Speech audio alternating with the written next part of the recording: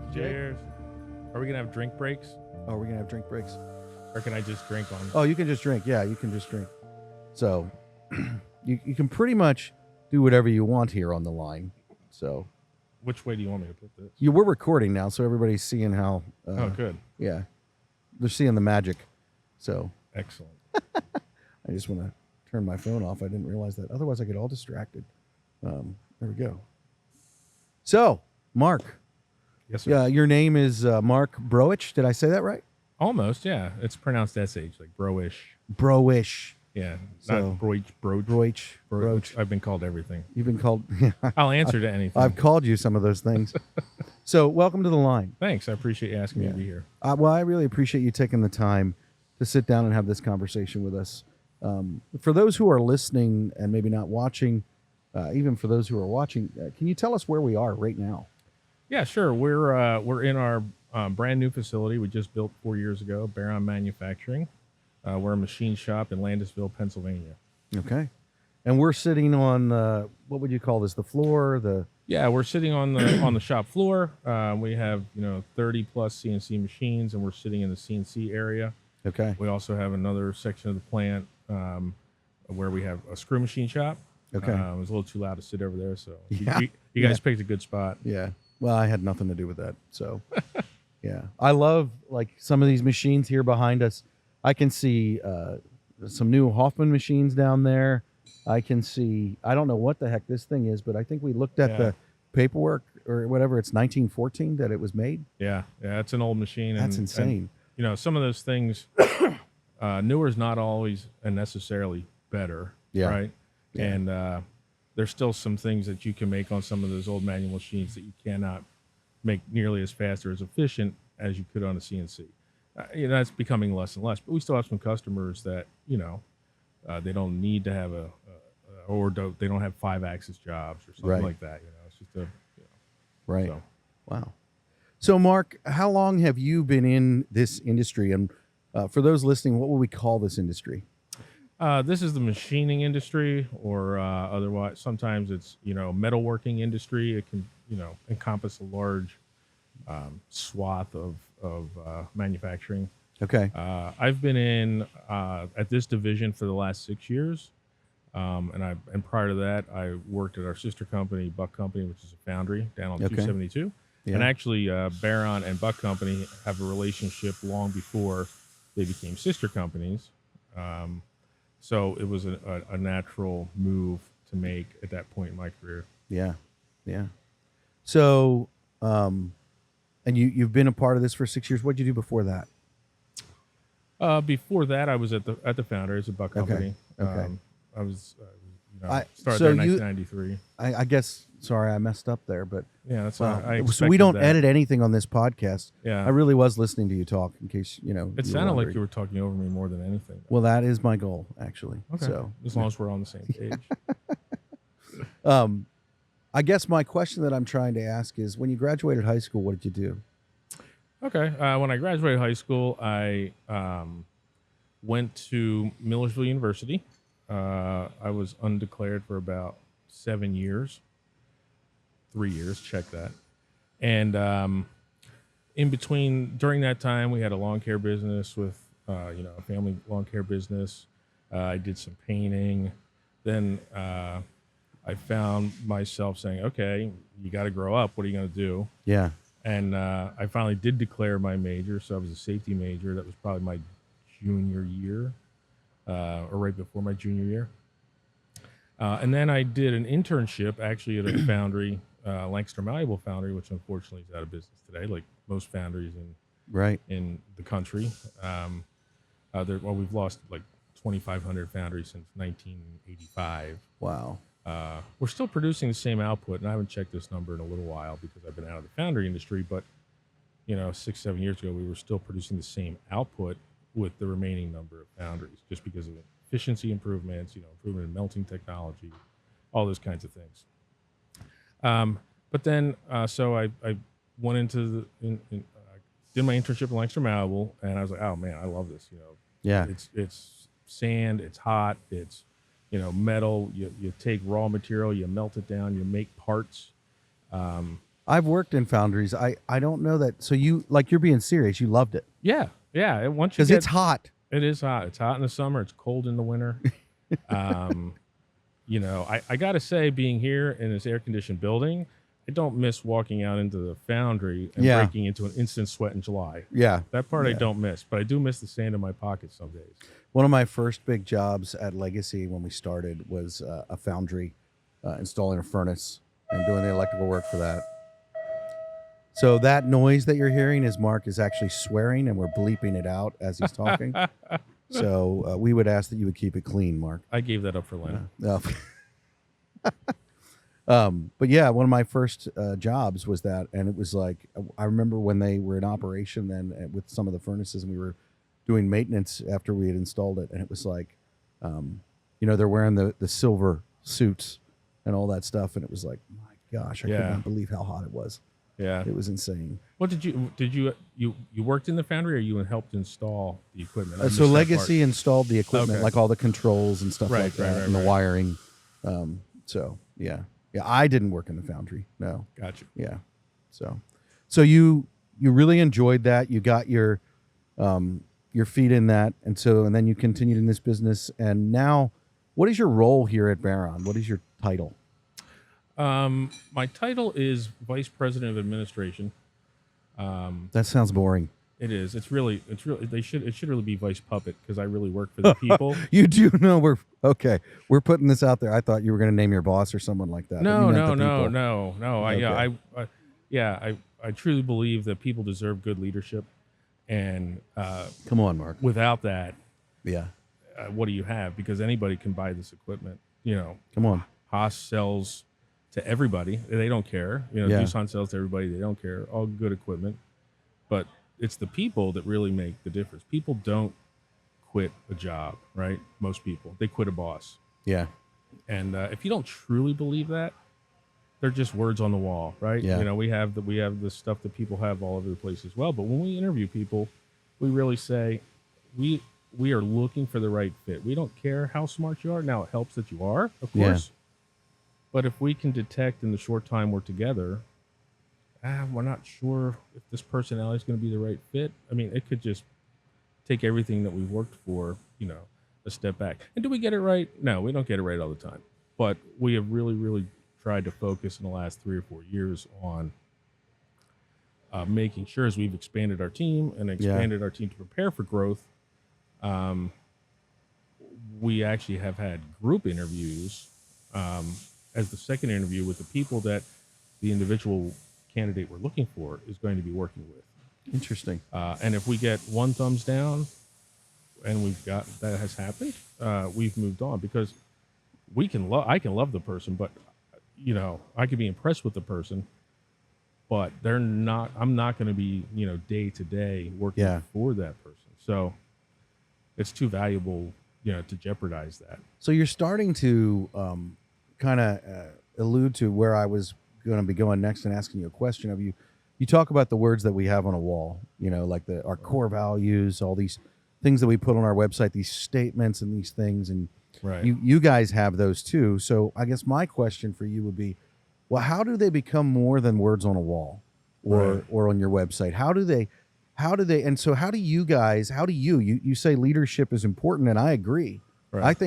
I think leadership is extremely important, because leadership is the only way that you can succeed as a team. And it doesn't matter if you're talking about these machines that you can buy, or you're talking about electrical work or welding.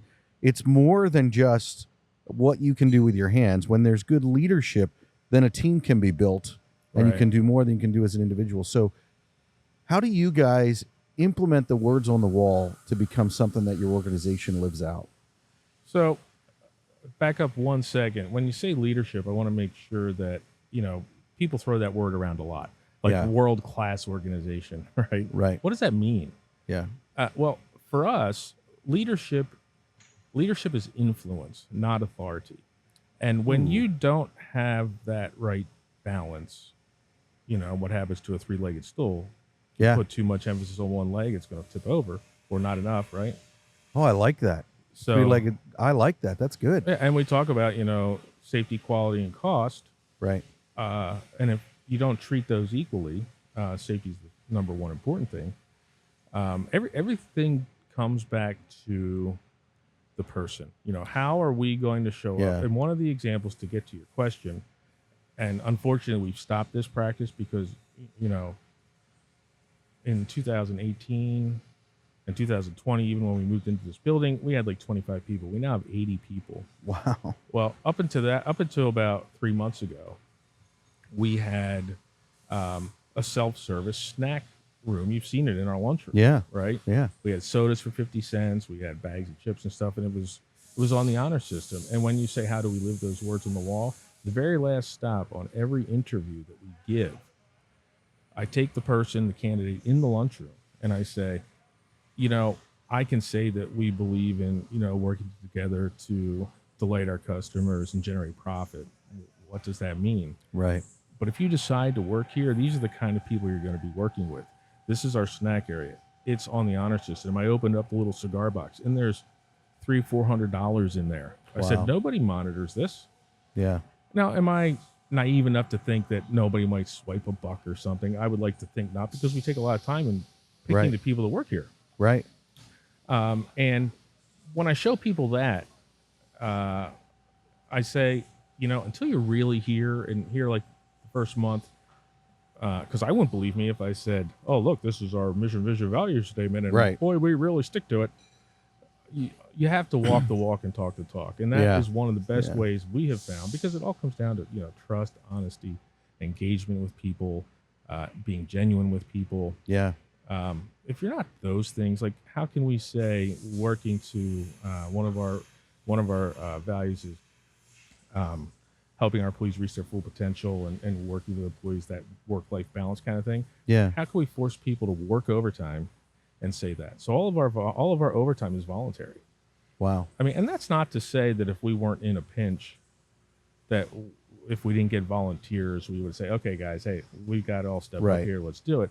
However, if you hire the right people and if you pick the right people for your team, which we have here, that never comes up. We ask for volunteers and 3 or 4 hands go up, maybe 7 or 8 hands go up. We had guys coming in on the weekend. We're just, we're growing. We had 1 set of racks, and now we have 4 sets of racks, 11 deep. Wow. And we had guys come in last Saturday and put them up. Wow. And we let them run with it. So you talk about something there that I think is pretty interesting. I think Gary Vaynerchuk says that we should hire slow and fire fast. And you talk about the effort that you guys put into hiring and what you're doing. And I kind of want to come back around to when you were talking about, you asked me let's define leadership. Mm-hmm.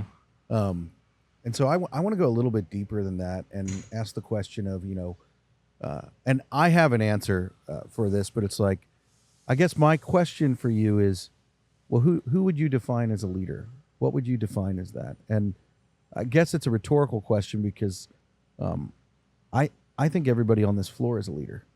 Right. Even from the point of when you bring that person in the lunchroom and they're looking at that, all of us are leading in how we, and you said leadership is influence, right? Yeah. It's not authority. Exactly. And so that is literally how we lead, because the best way to tell, I've said this to people in management in our organization and others, you can't call yourself a leader if nobody follows you. Yeah, right. It's like, if you're running that way and no one wants to go with you, well, you're not leading anybody. Right. And I think that all the way across the board, in an organization, that everybody is leading someone. And sometimes they might not, have anybody that they're managing or that's even learning from them, but they're leading the organization and how our customers look at us. They're leading, they have that influence. And the only way that you gain influence is to try to do it right and continue to sacrifice in doing that. Like, you have guys that, and girls work here too, absolutely, that have led over the weekend in doing that work for the overall team. Correct. Right? Yeah. We all benefit from that. Yeah, absolutely. So, Mark, I want to ask you a question. What is, and this is pretty easy, you've had some time to think about it, I'll give you a heads up. What is something that you can't live without? A tool or a piece of gear? I I thought about that, and if I was to choose one person, I mean, nobody really thinks about that question, so I was kind of taken aback a little when you asked, and I'm Yeah. glad you did because I might have said something stupid. I still might say Yeah. something I stupid. was gonna say the jury's still out, my I friend. know, right? But if I got right down to it, I think a chainsaw. Really? It's my favorite woodworking tool. Re- You can do so many different things with a chainsaw, right? And I heat my house with wood. Okay. So I love, going through the woods, hacking up trees. I don't love it as much as I used to, or my body doesn't love it as much Yeah. as I used to. But there's something about that. What goes into, and I read a book, and it was about people in Norway, and something to do with the amount of wood they burn per capita, and how a lot of their early commerce was around firewood and all those things, and the evolution of the chainsaw. So when we think about this piece of equipment behind us, right? Right. And then you look at the 5-axis 1,000 millimeter machine over there, all the technology and design and plan and failures and successes that went in to get from there to there. I think about that when I'm holding my chainsaw, and it's there's something fundamental about fire, and Yeah. It goes back to our roots as humans, right? I mean, fire in the wheel. Yeah. I'm not that complicated, and you give me a good IPA and a chainsaw. And That's a great combination. We're totally marketing that. yeah, well, my ideal retirement plan would be to move to Maine, where I would brew beer and chop wood all summer, and then I would burn wood and drink beer all winter. I think that really unpacks you well. I've known you for a while. I think Yeah. that it's funny that you say that. I used to work primarily in the field, and I won't say that I never get my hands dirty, but I would say that for the record. Since I've met you, I've never seen you get your hands dirty. what? Notwithstanding See, that, there we go. I just touched your table there. I told you we should wipe off the Yeah, table. you did tell me that, but I don't listen. Go ahead. But I was going to say, one of the things for years now that I've enjoyed, when you're sitting at a desk and you're not working with your hands and you're not working like that, has been we have fireplaces in our house, and cutting wood, burning wood. And so with my kids over the weekend, it was like we always would be cutting down trees, splitting wood. I think we have a picture of my youngest son. There's probably so many safety violations with this, but Don't show it to me. yeah, he was helping me split wood with the splitter, and but it's like there's something about Yeah. the smell of a chainsaw, the oil, the gas, the wood chips, all of that stuff. I just love it. Yeah. I absolutely love it. Yeah, So- and not to jump ahead, but it just dawned on me: if we don't show our kids that, who's going to? Yeah.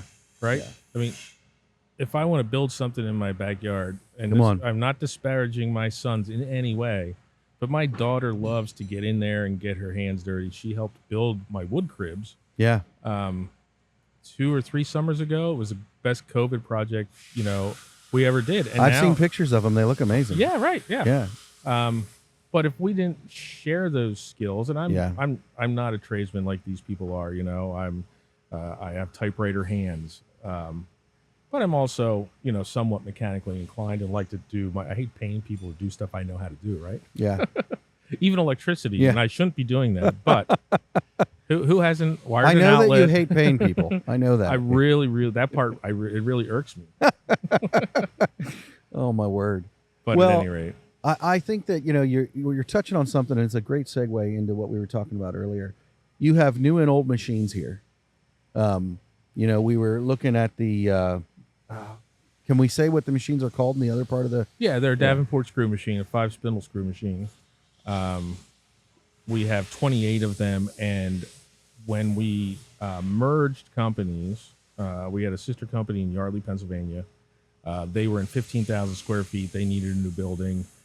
We were in 34,000 square feet over here on South Chickies Road. We were looking to get a new building, and our ownership said, "Why don't we build one building and combine the companies?" And we thought, "Yeah, that's a great idea."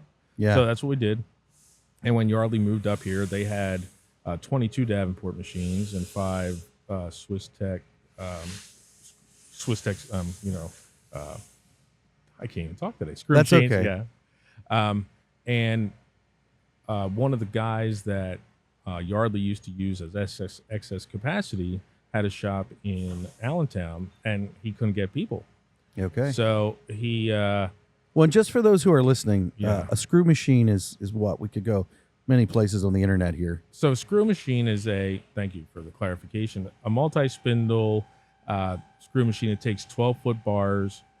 We do mostly brass, but we also could do aluminum and steel. And they make little inserts. If you've ever put together IKEA furniture, Yeah. the little metal parts that they give you to stick in the wood and stuff like that, that's kind of the products they make. Okay. A lot of the stuff goes into the plastic, probably 85-90% of what we make over there goes in the plastic injection molding industry. So I guarantee you, anybody listening today or watching will, in some form or fashion, come into contact with an insert when they get in their car, when they, turn on their phone. This is what we're here to talk when about, they man. pick Like, up. seriously. I mean, we always are, and don't notice it, we are always faced with, or we always encounter what happens in places like this all over the country. Yeah. And we take it for granted. We just say, oh, we want it, we go to the store, we pick it up. Yeah. We don't have to say, where am I going to mine the ore from? And then how am I going to Yeah. get it to get into this shape that is going to hold this? Yeah. It's just, we get it and we think it just happens. Well, it doesn't just Yeah. happen, right? Yeah.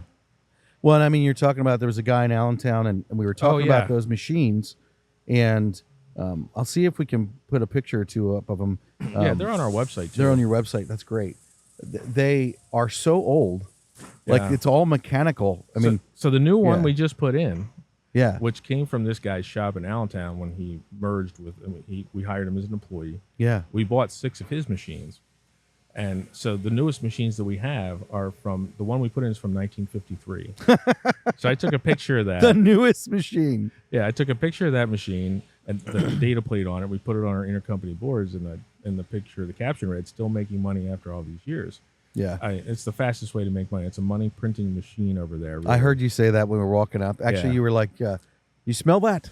And Horst, He said oil. yeah, he's like oil, and you're like, no, No. that's money. That's the smell of making money, buddy. It's not that complicated. That's pretty cool. Yeah. And well, you were there, and you had a machine out, and they're very mechanical. Yeah, there's no computer electronics on it at all. It's all driven by gears and cams. The cams determine the speed. And again, I'm not the engineer or the rocket scientist or the machinist. I just slept at a Holiday Inn Express last night. Actually, part of what my role is paying attention to what people are doing and how they're doing it. Come on. And learning, because I don't hold all the answers. You talked about leadership and the difference. We talked about the difference of influence and authority. Yeah. And how do we exemplify that? I'm no more important than anybody else here. We all put our pants on the same way, men and women included. Yeah.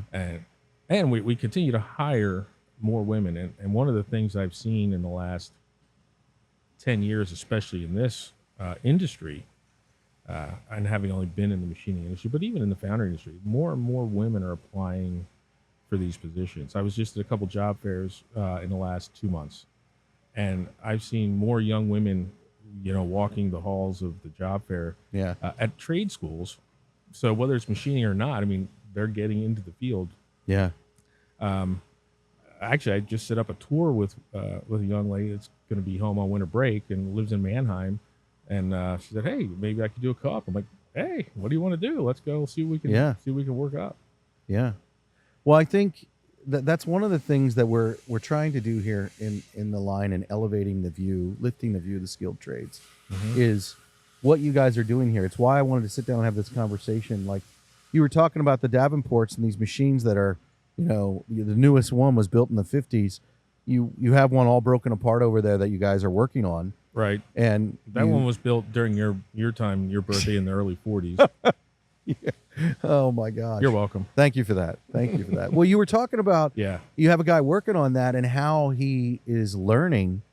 Like you have a guy stand there and watch. Right. So the guy that came with us, or that agreed to join us, is probably at one point in his career was the number 3 or 4 Davenport guy in the country. People still Wow. call him today Wow. to have them come to their shop like he's taking a week's vacation with us and going out to, I forget where he's going this time, Idaho or Michigan or something. I think it's Michigan. Doesn't matter, but because they can't get people to service these machines the way they used to. Like nobody is waking up in the morning saying, "Hey," in high school, "I want to be a Davenport operator," right? Right. Or a Wickman operator, which is another type of screw machine, or a Brown and Sharp. Like so.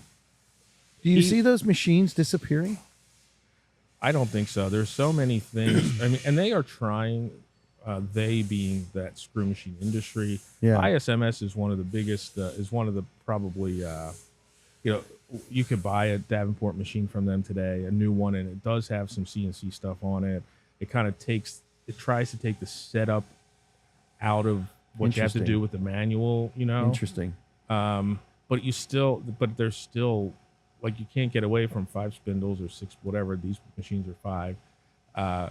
Having them all line up at the same time, doing 5 different operations at the same time, and doing that in 3 seconds or less. Yeah. I mean, it's amazing that it blows my mind that somebody 100 years ago said, "Ooh, I know how we can make something really fast." Yeah, it's just I unreal. can't wrap my head around that, and that's even when I look at them, they seem so complicated, but yet there's no computers. There's no computers, nothing at all. Yeah, that's insane. You have to understand mechanical stuff. You just have to, it's not for everybody. But if it wasn't for him, I don't know that we would still be able to be in the business. I mean, we have a very mature product line. Yeah, like 600 SKUs. It's been around since the 40s. These little metal inserts, and when a machine runs, it's fine. The trickiest part about trying to teach somebody is the troubleshooting part. Yeah. That part takes years. And even Steve will tell you, because of a couple people passing away, he's probably the number 1 Davenport guy in the country now. He will tell you he still has things to learn. Yeah. And can learn things. And he's been doing it for roughly how many years? Since he was 18. He worked for a couple different shops and started his own shop in 2000s, the early 2000s. Wow. And then came to Barron in 2020, May of 2020. So he had his own shop all that time. He had 3 or 4 people, I think, maybe at the height. I might be wrong on that, but towards the end, he had one guy that was helping him, and I guess he woke up one morning and found himself saying, I can't work 16-hour days anymore. Yeah. Because he was everything, the engineer, the sales, the quality, the production. Yeah. And so, I mean, I think it was a win-win for both of us. So how do you think, and I think this is important because you guys are doing it, but I want to talk about it a little bit here. There is this loss of knowledge in the trades in general. Sure. Whether you're a concrete worker, a carpenter, a welder, whether you're a machinist, whatever it is, and it gets more complicated. I think, if I'm being honest, and I'm not trying to insult anybody here, but if you're a drywaller or you're a machinist, they're different. Sure. And neither one is less valuable than the other. We need them both. Absolutely. But some of them take longer. One of the ways that I would say that is, electrical is one of the longer apprenticeships, and part of that is because it's a complicated thing. Right. Just to make it worse, we like to change the code every so many years just to make it more complicated. Right. So it's not like you can. Anyway, but with that, what are you guys? Not even you guys, but what do you think we need to do in the industries in order to capture some of that lost knowledge that is, like you talk about how he became the number 1 Davenport guy in the country. Yeah. But people died. Yeah, right. That means that knowledge is gone with them. So correct. What do we do as people, and not just people and organizations, but why does it matter? Because I think that there's a huge amount or lack of awareness of this, which is why we're sitting here on the floor having this conversation. Right. With a machine right behind us that you still use today. This isn't a Davenport, but a machine behind us here that was built in 1914 that you're still using today. Right. It's a 4-head drill press or something. Looks that way. I don't want to turn around. Yeah, those look like a lot of little torture right. devices. Yeah, I don't know what the answer is, but I do know this. If we do nothing, nothing's going to happen. Right? And a lot of times and if I've learned one thing over my career, by the time you realize that the knowledge has walked out of the building, Oh man. right, it's way too late. Yeah. So what do we need to do today Yeah. to try to capture that? I mean, in one little microcosm over there, you mentioned it. We're tearing down. We let our Davenport guys tear down a machine, and we don't pick one or two or three. I mean, there's probably 4 or 5 that said, "Oh yeah, I'd like to learn how to do that." Yeah. And Steve walked them through pretty hands-on the first time around, and then has let them do it. The one that they're working on now. That's the only way that you're going to secure some knowledge. And I've even seen a little bit of a shift since I've been here in the last 6 years. Machinists, and I've heard this from other colleagues, and nothing against machinists, but they would take their own notes and then stick them in their toolbox and lock their toolbox. Come on. And this is something that is common in the trades that you're touching on here. Yeah, It's and I important. don't know. I don't know if it's a good thing or a bad thing. I'm not exactly sure how to articulate this, and I know we're not going to edit it. But what I'm trying to say is, 15 years ago, there were like 20 employees. 15 of them were journeyman machinists. Right? Yeah. Now we have 80 employees. We might have 3 or 4 journeyman machinists, and the other operators. Whoa. So I'm not great at math, but let's go back and do that again. 15 years ago, you had how many employees? I think there was, let's go back to 2013. There was Okay. about 22 or 23 employees. And how many of them Barron. were journeyman machinists? Probably 15 of them. 15 of them. Okay. Yeah. Now you have 80 employees, and if I heard you correctly, Yeah. you said like 3. There's probably 3 or 4 Wow. that are journeyman machinists. There's probably another 10 or 12 that probably have most of the skills needed. Right. And we have a lot of talented people, and I'm not trying to make it sound like, oh, you're just an operator, because that takes time. Yeah. You just don't. My point is, it seems like the need to share and conceal information is fading away as I think that philosophy that maybe machinists 20, 30, 40 years ago had, because I got to protect my job. I can't share what I know, or I'm not going to have a job. I don't think that's as prevalent, at least what I'm seeing here, because we put work instructions now on paper that come out with every traveler. It Right. give you the setup, give you the tools you need, the gauges that you need, all those kinds of things. It's but guys used to keep that stuff like they would have their own print with their own setups, and if they left, we'd get that job again, and people were like, I have no idea how to set this up. Yeah. What do we do? Yeah.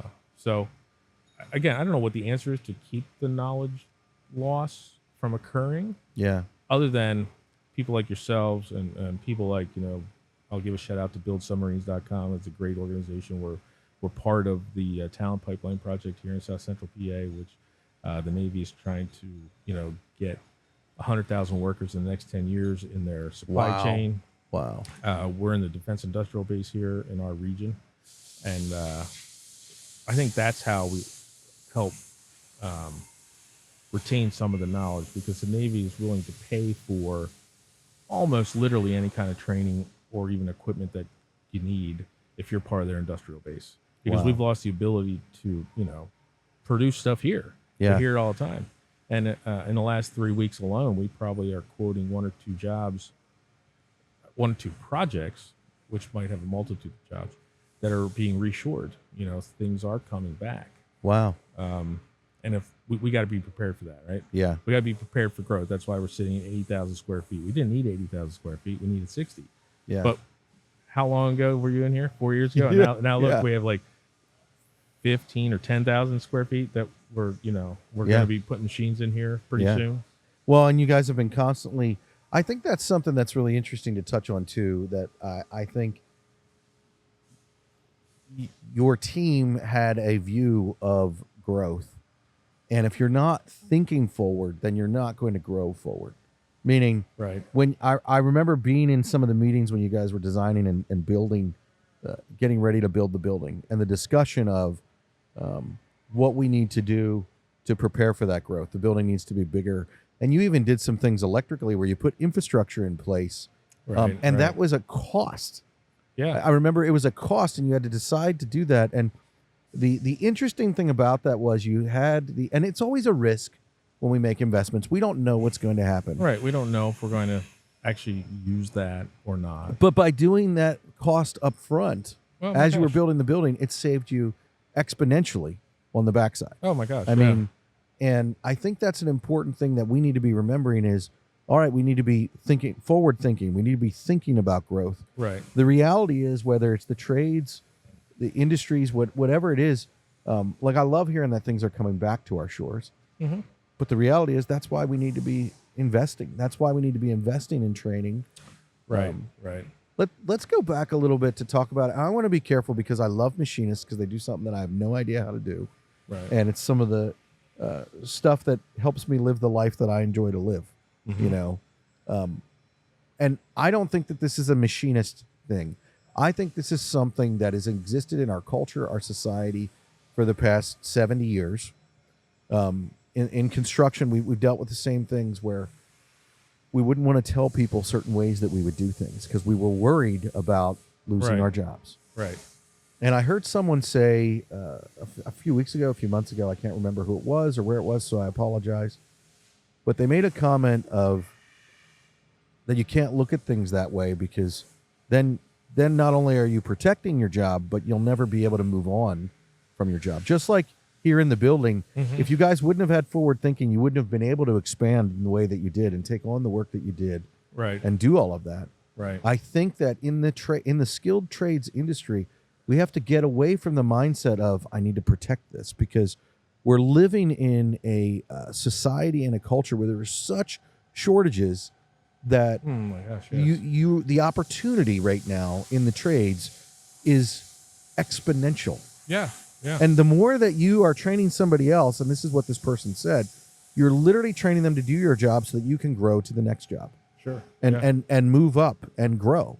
And that's something I think that we need to change the mindset of, well, I'm gonna hide this over here because the only way that we can lift the view of the skilled trades is to do it together. Sure. I can't do that by myself. You can't do that by yourself. Yeah. It's too complicated. I was talking to an accountant the other day, and I'm not insulting accountants, but it's not a something where you work with your hands. But they have over an 80,000 person shortage in the accounting, industry. Wow. And I was like, I didn't even realize that. And it's like Yeah. we've been doing the protect and defend mindset too long, and that's why we're in my opinion. That's what Sure. I think. Right. So, yeah. I was going to say something clairvoyant, and it slipped Oh. my mind when I was thinking about what you were saying, and it had to do with the brain drain. I mean, we didn't call it that, but Yeah. it'll come to me. It'll come to you. Yeah.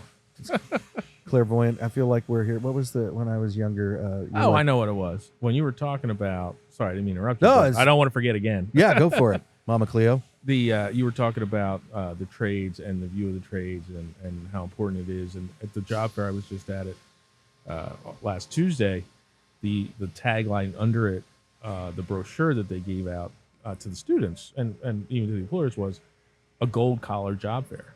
Ooh. And it really made me think. And you're talking about the shortages of the trades. Yeah. Without exception, a local trade show or a local job fair I go to every year with a technical college. There's probably 400 employer representatives, and there's probably 25 or 30 students that fit into each one of those trades. So there's I think machine shops, it's probably 40 employers, and there's 15 graduating students. Wow. And it used to be 30 graduating students. Wow. So I think also a mistake that employers can make, and I don't want to give away my secrets, but for the good of the cause, the good of the Yeah. whole, if you wait till a job fair, Come on. right, to connect with a student, Come on. you're already too late. Yeah. I was just at a CTC job fair because that's where late last week, that's where you got to make those connections. Yeah. If you don't connect with students there and show them how cool it is to make stuff. Yeah. And it is cool. Yeah, and I almost for selfish reasons, I'd like to get the cream of the crop, but I almost don't care as long as we don't lose students' interest in this industry, Yeah. or really any trade, right? Yeah, I agree. So I don't know. Well, I mean, and that's one of the reasons that Blackline is doing what we're doing, because the only way to get that interest is to step up to promoting it, to telling the stories of the men Right. and women who do it. You know, we have a client that we work with.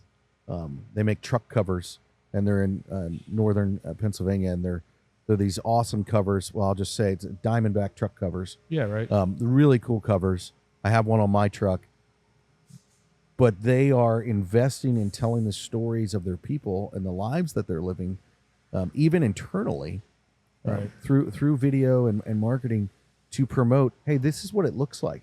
Right. You know, this is how it goes. This is what you can do.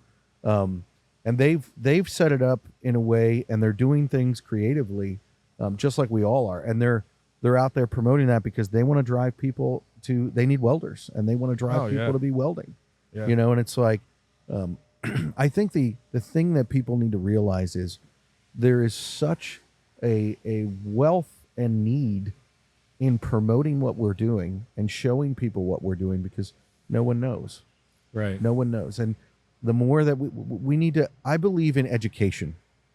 I don't think that college is better than a trade school or vice versa. Right. And there are practicals in different ways. Like if you want to get your master's in, you know, leather, I don't know, Binding, studies. upholstery. Yeah, I don't know. You know, I think that you have to be intelligent about what you go after. But I think the key is, if you're willing to work hard at whatever you're doing and Sure. be diligent, Sure. then you're going to be successful, and you're not going to have to worry about somebody finding your notes. You're not going to have to worry about that. Listen, if you're a hard worker, you will rise to the top. You will move forward. You will grow. Right. You know. Yeah, that's an excellent point. You don't have to worry about losing something if you're giving away your knowledge.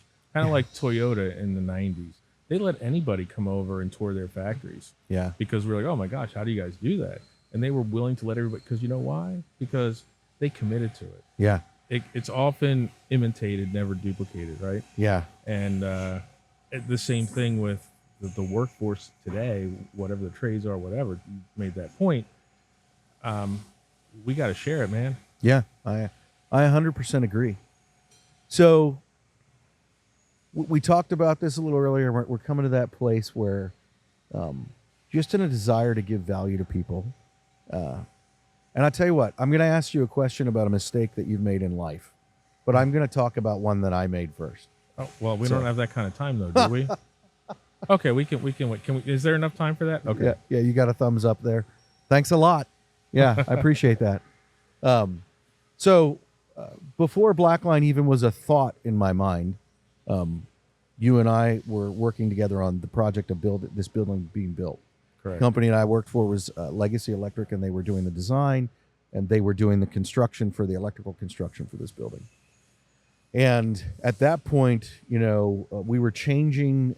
It was a changing of the guard in types of lighting in warehouses. I know where you're going. And with yeah, this. I'm sure you know where we're going. And one of the things the mistake that I made, I always ask other people this, so I want to share one that I've made because I'm always calling people out. So I met with a salesman, and we looked at these lights for this facility, and we always want to give our clients the best of the best. And so the salesman had come in, and he talked about these lights.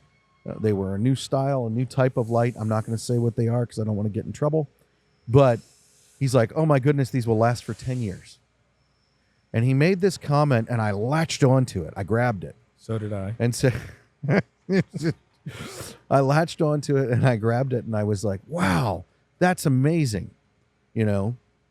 And because one of the biggest things is you got all this equipment in here, you don't want to be changing, you know, mercury vapor or metal halide light bulbs right. over machines. We have low flush toilets. You know, we realize our impact on the environment. And we want to have, you know, LED lighting and all those efficiencies. Go ahead. You wanted to get your green commercial in there? Yeah. Well, we know you care about the environment.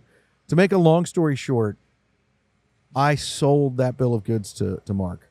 We were in a meeting, and I said, these lights will last for 10 years. And the deal was the lights were brand new.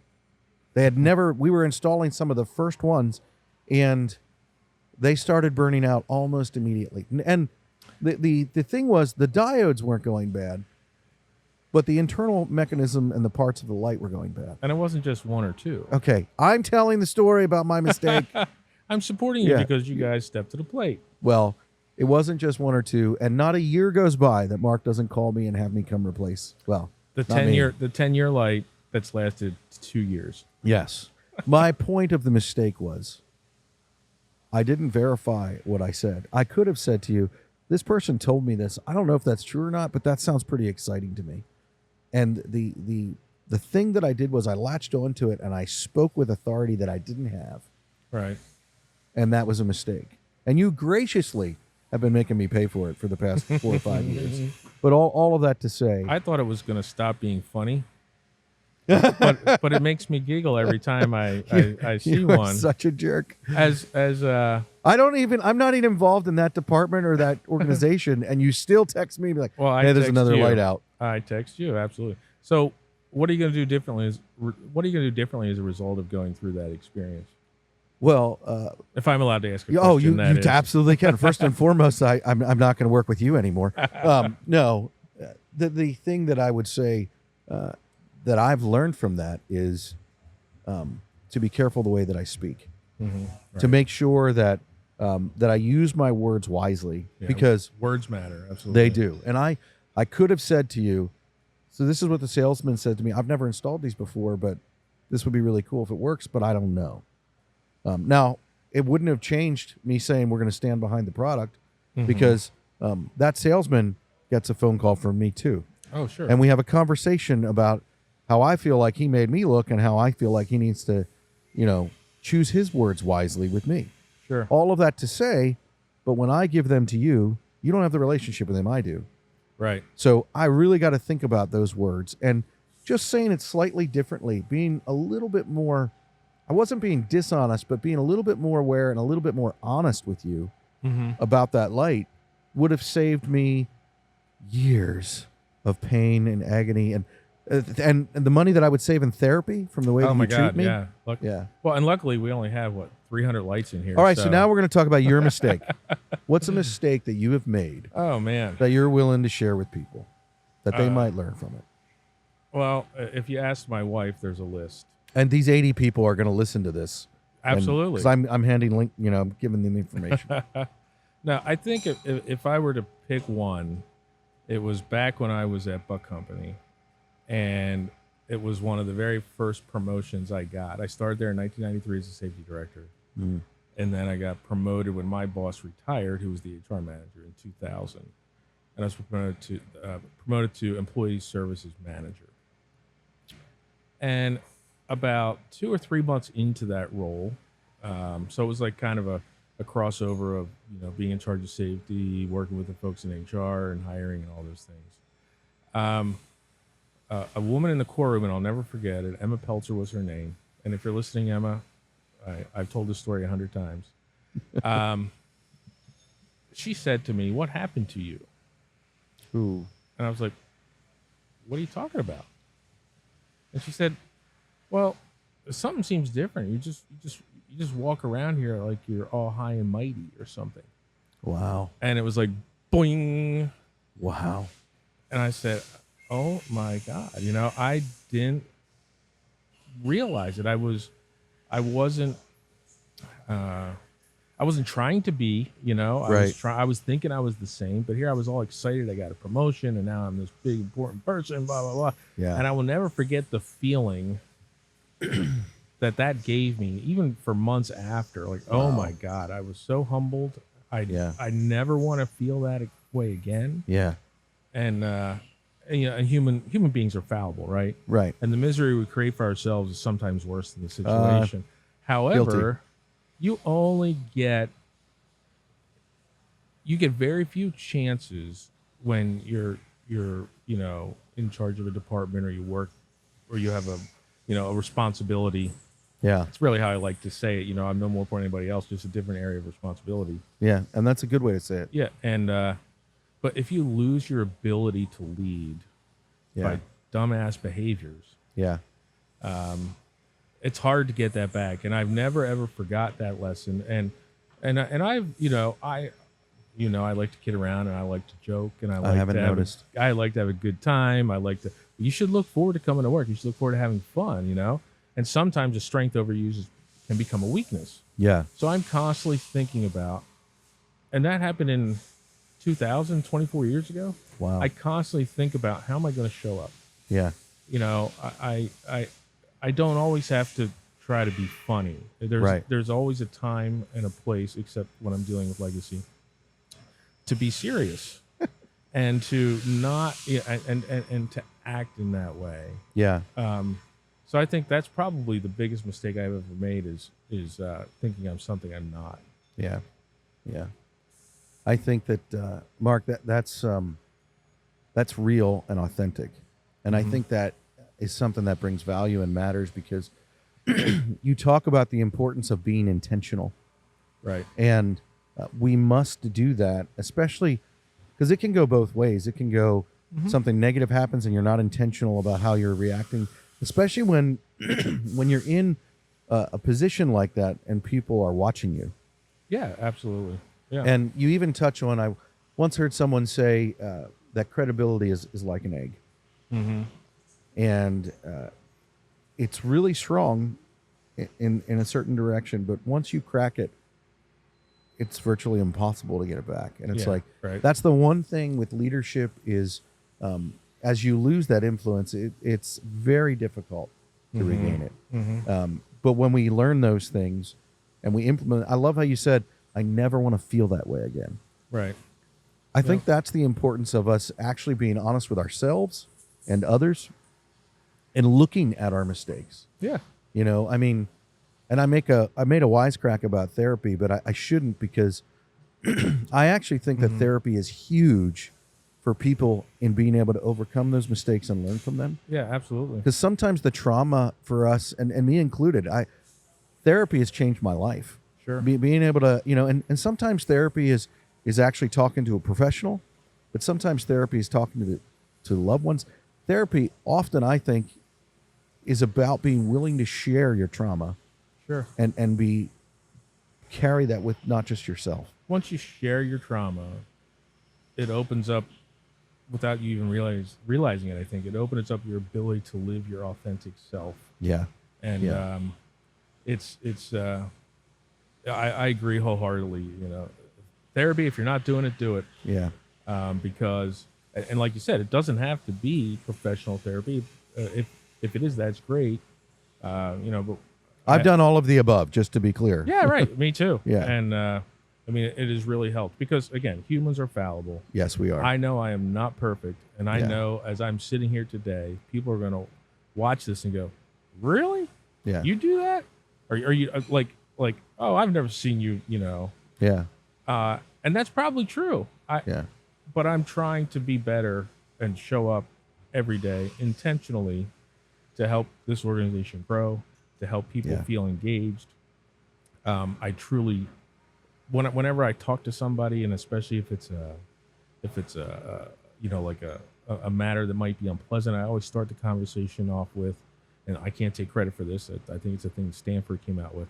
Do I have your permission to have a difficult conversation?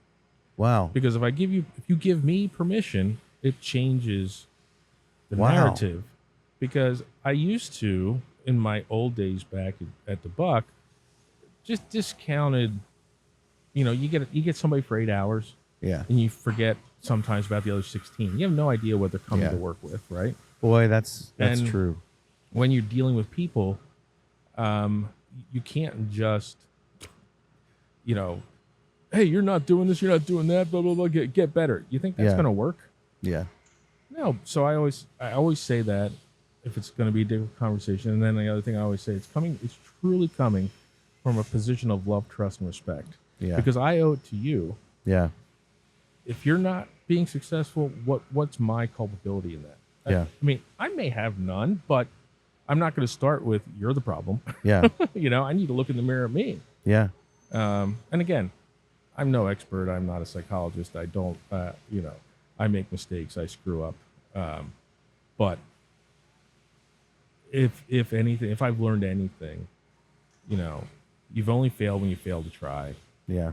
And And that sounds like a cliche, but it's absolutely true. Yeah. You know, It's usually why they become cliches. yeah, you just got to keep going. You Yeah. got to, you know, today's the first day of the rest of my life, right? One of my favorite words is endeavor. Yeah. And to endeavor is to try. And it's like a lot of what I am doing and what I'm about is an endeavor. Right. I don't know if it's going to be successful. I don't know if it's going to work, but we can endeavor to try. And if you bring that to work and to life, you can continue to move forward. I've endeavored at things that have failed. Sure. You know, I have tried things that didn't work, but the importance of continuing to try. Yeah. Sometimes you have to figure out what doesn't work for you to figure out what does. Exactly. You know? Exactly.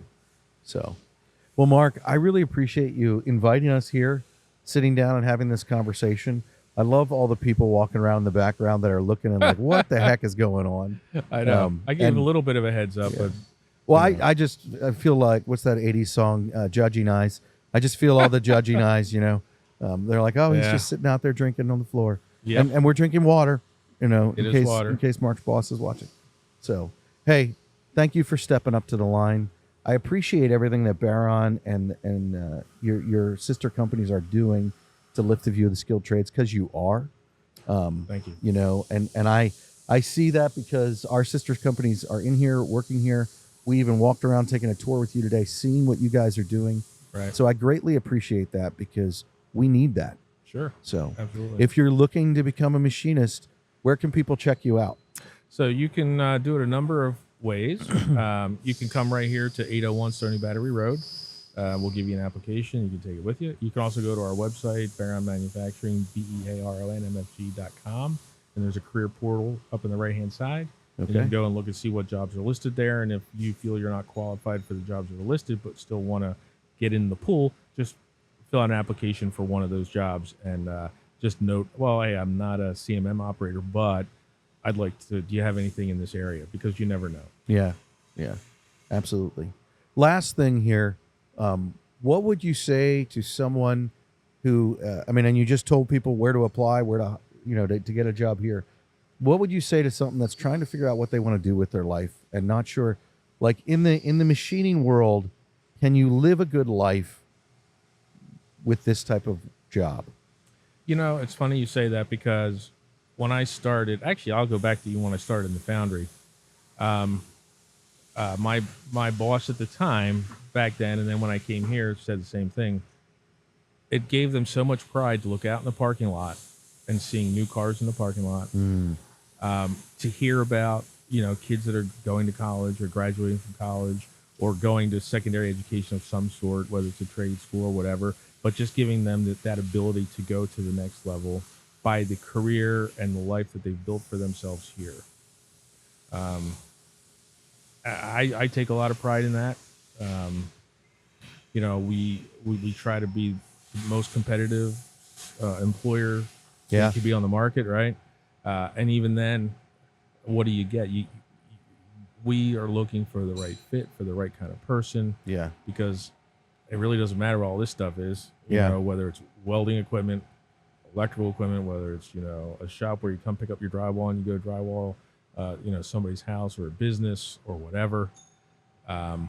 You will be successful as a business owner or as an employer if your people are successful. Boy, that's the truth. Because, how much I might get the saying wrong. It costs more to hire somebody than it does to when somebody quits or something, like whatever. The investment that it takes to train someone new. Yeah. So, I think Branson from Virgin Galactic or whatever says, train people well enough so that they can leave, but treat them well enough so they don't, right? Yeah. So I somewhere in there's a formula that somebody smarter than me can figure out and how to keep, but hey, if you just keep showing up, you keep treating your employees the way you want to be treated, and you pay them fair, you give them educational opportunities, that's where you're going to excel. I agree. I would say it's to, whether you're an employer or whether you're an employee, it's to endeavor. It's to endeavor to be better as an employer. It's to endeavor to be better as an employee. And if you do those things, then your people are going to see it. The really cool thing is here, obviously you guys are doing those things. I Sure. see these people walking around and they enjoy their job. And it's gorgeous outside today and they're inside, but they are Right. enjoying what they're doing because Right. they know they're cared for. Sure. So to your organization, I say thank you and congratulations. That's a big deal. Yeah, Something you should be proud of. I So, appreciate it. Thanks for asking me to be on, and thank you for everybody that works here. Bear on. They show up for work every day. They're a great group of people, and they tolerate and work with you. and they which I think tolerate is work with impressive. me, which is impressive because I'm not always going to get it right, but I know I strive every day to try. Yeah. But yeah, no, it's great. I love working here. I love working with these guys and girls. Awesome. Thanks for stepping up to the line. So, all right. We'll talk to you guys later. See ya.